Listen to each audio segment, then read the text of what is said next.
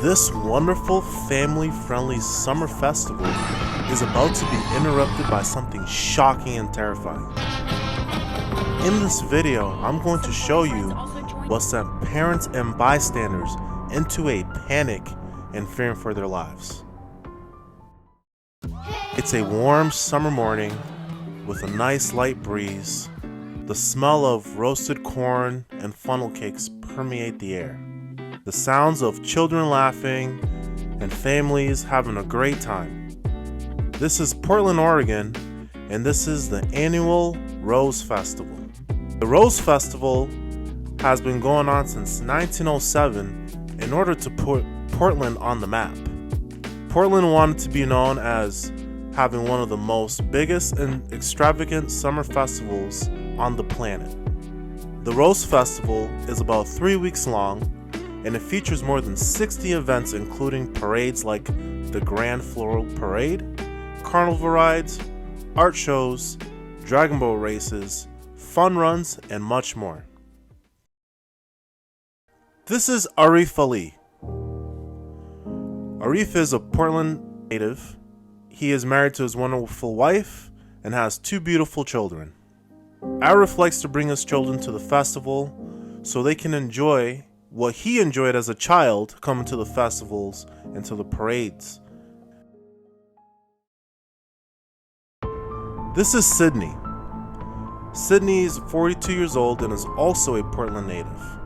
Sydney is a career felon that has been in and out of prison and juvenile detention since he was 15 years old.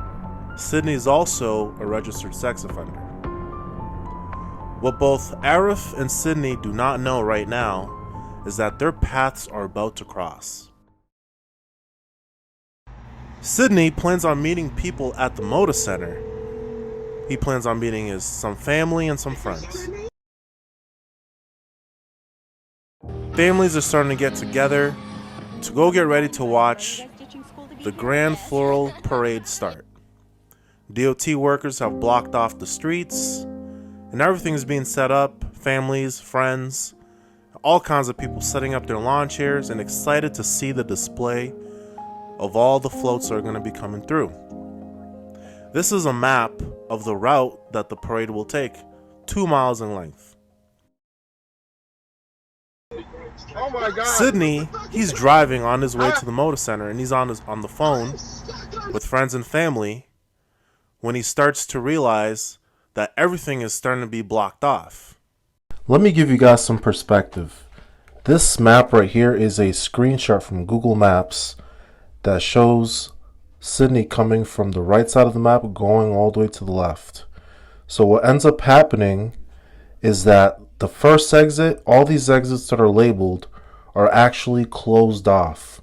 So the Lloyd exit is closed off, following by the Convention Center exit is closed off. Even the last one where I have it labeled, where Sydney actually gets off, that exit is actually also closed off. You can see the Moda Center on the left top side of the screen, which is his destination. This is where he decides that he's had enough of all the road closures and is going to take things into his own hands. Once Sydney realizes that all the exits that he needs to get off on have been blocked off, he becomes enraged. As you can see in the video, Sydney starts hurling all kinds of words at the DOT workers that have blocked off the roads. They got it all blocked off. The Lloyd Center exit, the Convention Center exit, every motherfucking exit. You bum.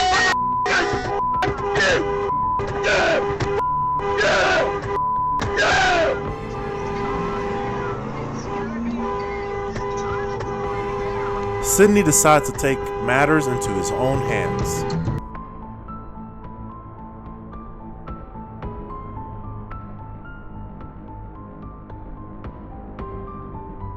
Sydney begins to drive on the curb, runs over cones, and he drives past all the barricades, and he just starts speeding down the road. Sydney begins to drive into the parade. People start scattering. They start running, and the very first family Sydney starts driving towards is Arif and his family. Sydney swerves out of the way without hitting Arif and his family and continues going down the path where the parade is coming through.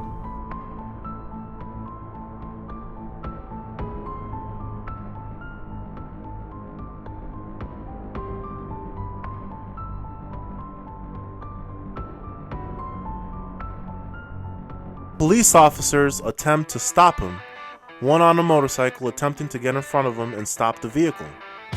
You can hear Sydney in the video saying that he just wants to get out, but he refuses to stop.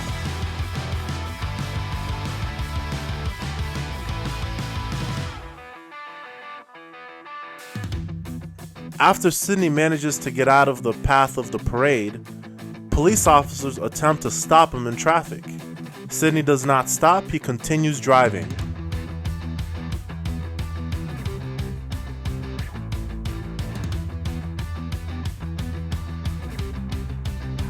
Even after getting out of the path of the parade, Sydney continues to drive very erratically and very dangerously.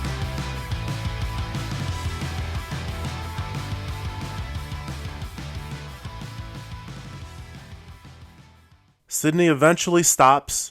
It seems that he has lost the police, but little does he know that the police are waiting for him because they ran his plate and they knew where they were going to find him.